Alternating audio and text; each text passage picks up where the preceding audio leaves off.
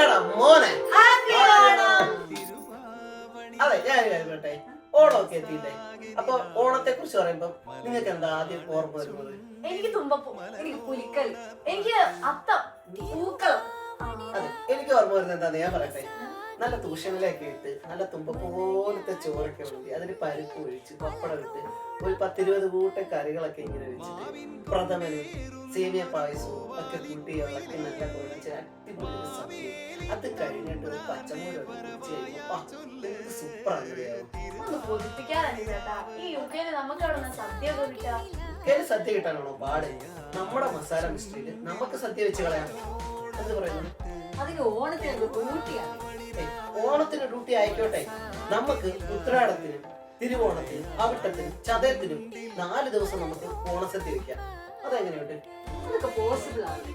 പിന്നെ നടക്കുന്നേ നമുക്ക് വെക്കാം. സോ ഗൈസ്, നമ്മുടെ മസാല മിസ്ട്രിയില് ഓഗസ്റ്റ് 25, 26, 27, 28 തീയതികളില് നമ്മൾ ഓണസദ്യ ഒരുക്കുവാണ്. ഉച്ചയ്ക്ക് 12:30 തൊട്ട് നോക്കണം. അപ്പോ ഓഗസ്റ്റ് 1-ാം തീയതി, അതായത് നാളെ മുതൽ നമ്മൾ പ്രീ ബുക്കിംഗ് സ്റ്റാർട്ട് ചെയ്യുന്നതാണ്. അപ്പൊ എല്ലാരും വേഗം തന്നെ ബുക്കിംഗ് സ്റ്റാർട്ട് ചെയ്തോ. എടാ മോനെ ഹാപ്പി